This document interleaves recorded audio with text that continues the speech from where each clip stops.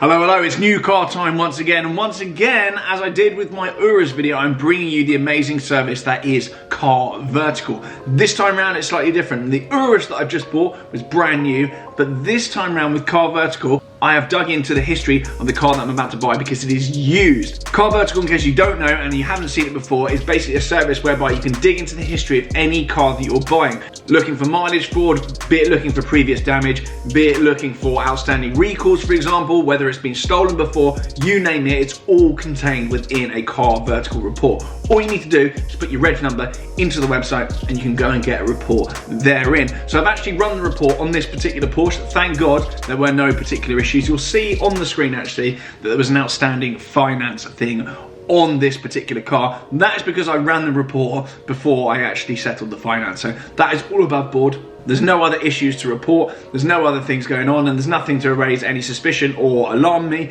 So I went ahead with the purchase, which you will now see. Make sure you hit the link below and the link in the pinned comment as well. So go and get in the mix, go and get your report and check out your next purchase, whether it's new or whether it's used. Get in the mix, and for now, let's go and see what I bought. Hello, hello, and welcome back to TGTV, and more specifically, ladies and gentlemen, welcome back to a day that I've been teasing for a little while now across my Instagram, and also a little video I did a while back collecting an F12. I gave you guys and girls a little teaser as to what I have done. I'm about to reveal to you a car that I've just bought, a very sporadic purchase, but it's a car actually that I had in my collection in the past, and I have bought another one. I loved it that much. This is the second time I've actually done that. I bought an F12 again because I love the F12 so much, and I've now bought another one of these because they are absolutely fantastic cars, particularly for the price that I paid for it. I'm gonna get into that. Without further ado then, let me present to you my 911 991 Carrera T.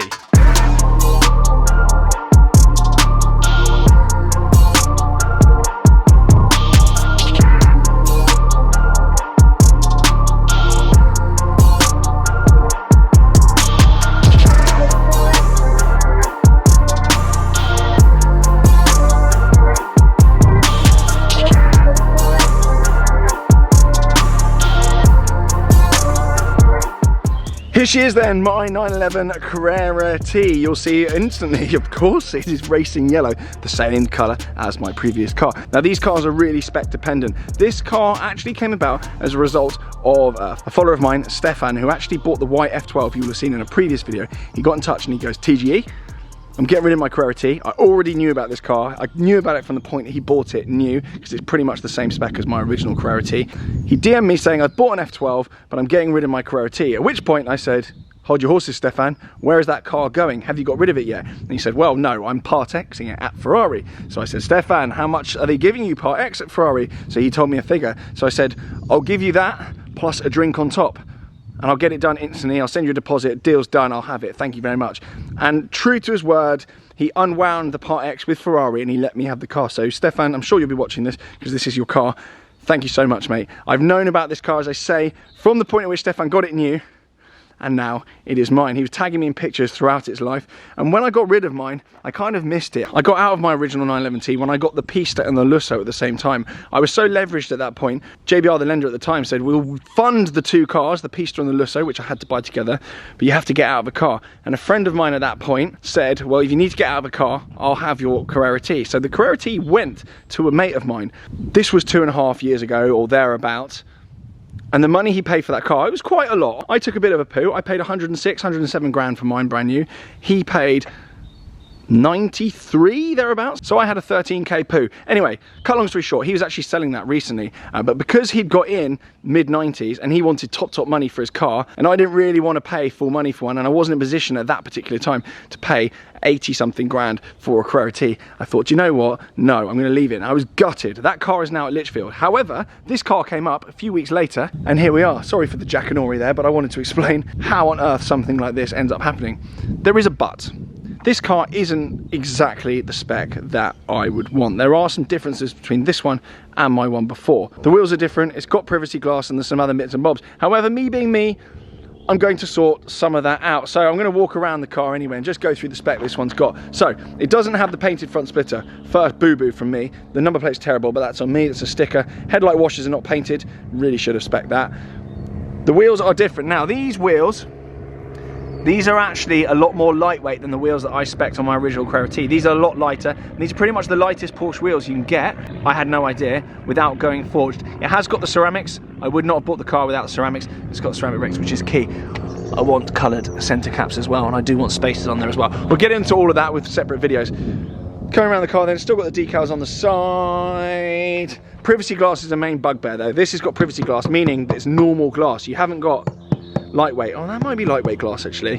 But the privacy glass basically meant that you didn't get the full GT2RS, GT2RS, 911R lightweight glass. You just got normal Bogo tinted glass, which, as I said before, me being me, I will sort that out. So that is coming to the channel as well. There's going to be a full transformation process coming on this car.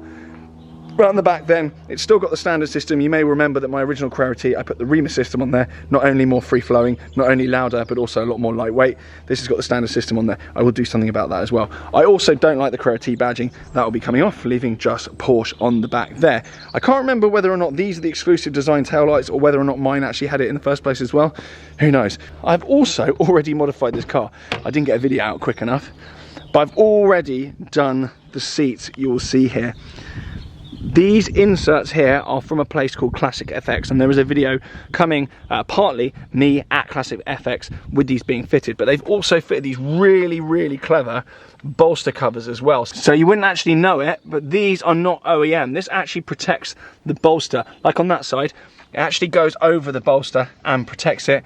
The seat switch even fits nicely in there. It looks completely OEM with yellow stitching on there as well, and it just protects them, because anyone who's had these fixed bucket seats knows that when you come in and out of them, you scuff them. And particularly for Crisps over on that side, again, we've got the protectors fitted.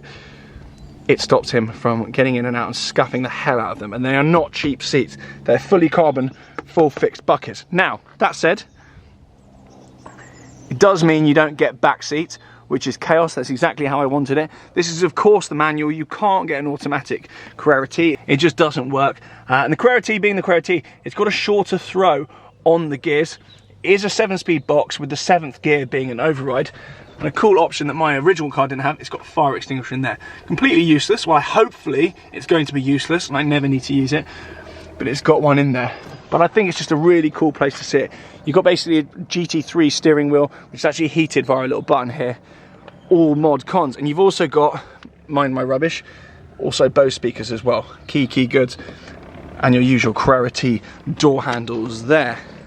The Carrera T is an odd one because not many people really understood this car when it came out, and I don't think they really still do understand it. It's basically a standard Carrera, but with loads of cool options. So you could spec ceramics. It came with PASM, which is your sport suspension, sport chrono. You could put the GT steering wheel on it. You could get fixed buckets in it. It's got a limited slip diff. You can put 4-wheel steer in it.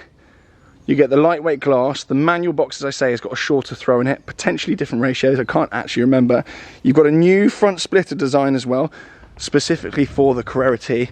And you've also got this rear wing here, comes up at a more aggressive angle, and I think it might be slightly bigger, potentially just the angle, but there are loads of little subtle changes on this car which makes this effectively base Carrera a really cool collection of parts, and something that won't be repeated again, because this car is actually a narrow body 911 but with a load of GT bits on it. It's really cool. The 3-litre twin-turbo engine pulls really strong, and of course you can fiddle with them a huge amount as well. I will potentially tune this. I will fettle it aesthetically to begin with, and then look into some tuning options down the line. I don't particularly want 600 plus brake horsepower in one of these, because I just think it defeats the point of the car. It's really nice, usable power. And as I've said many times on my platforms, this is the most fun I think I've ever had in a car, in a Carrera T. I took it to the south of France 3 years ago or so now, and it's probably the most fun I've ever had in a car. I love these. They just drive so well. And if you get the opportunity, get in one of these and have a go, because they are absolutely brilliant. And the money that I spent on this car now, I think it represents amazing value for money and a unique proposition. I think there may well be a 992 Carrera T coming, unless they narrow the body a bit and make it less of a fat bloater. I just don't think it's going to match this. This has also got 4-wheel steer as well. It's a really highly optioned car, and they're absolute hen's teeth to find like this, so that hence why I jumped on it. Anyway, I think that is that for the little guided tour of my Carrera T. Please join me in welcoming it to the channel, and there will be lots of miles in this car. I'm really, really excited to get going with it, get modifying it, and bring you all along for the journey. As I said at the beginning of the video, make sure you check out Car Vertical before you buy any car, to check out its history and make sure you're not being done. For now, thank you very much for watching. Do subscribe, blah, blah, blah. From my Carrera T and myself, Squinting. I'll see you all very soon. Bye.